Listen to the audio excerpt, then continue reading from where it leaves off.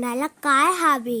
कावळ्याला हवे मीनाचे घर, बेंडुकाला हवी पावसाची सर.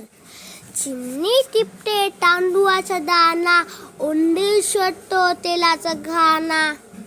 कपाटावर ठेवला लोखंडाचा गोळा, मिनी म्याऊचा त्यावर डोळा.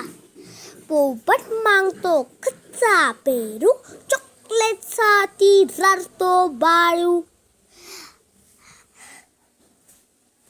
आता आपण खालचे प्रश्न ऐकूया.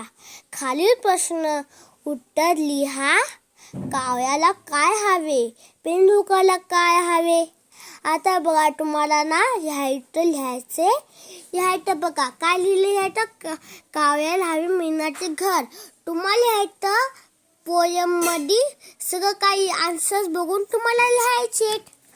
आता बघा पुढचं. मिनी म्याऊचा डोळा कशावर आहे? मिनी म्याऊचा डोळा लोखंडाच्या गोळ्यावर आहे. लोण्याच्या गोळ्यावर आहे.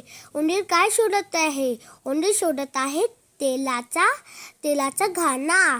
बाळू कशासाठी रडत आहे? बाळू रडत आहे चॉकलेटसाठी. कोणाला काय हवे? कावळ्याला हवी मीनाचे घर.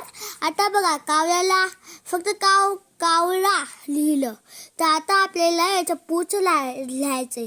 कावळ्याला हवी मीनाचे घर. आता तुम्ही हे सगळं बघून असं लिहशाल. तर आता पुढचं बघूया. वचन बदला. आता ह्याचं घर आहे, तर ह्याचं राहायचे घरे. आता ह्याचं सर आहे, तर ह्याचं सरी राहायचे. दाना. आता ह्याचा दाना लिहिलंय, म्हणजे ह्याचा दाणे. आता ह्याचं घरामध्ये तुम्ही पण बघू शकता की ह्याचा डोळा लिहिलाय. तर आपल्याला याच्या पुढचं लिहायचं. याच्या पुढे लिहायचं डोळे. आता याच्या लास्टमध्ये काय आहे? कावळा. आता ह्याचं लिहायचे कावळे. खालील वाक्यात उपयोग करा. आता ह्याचं बघा टिपके. आता याची उपयोग करायचा आहे. चिमणी दाणे टिपते. नाही तर तुम्ही हे पण लिहू शकता.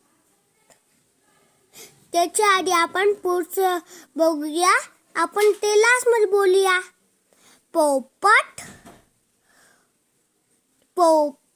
आता बघा, पोपटची चोच लाल असते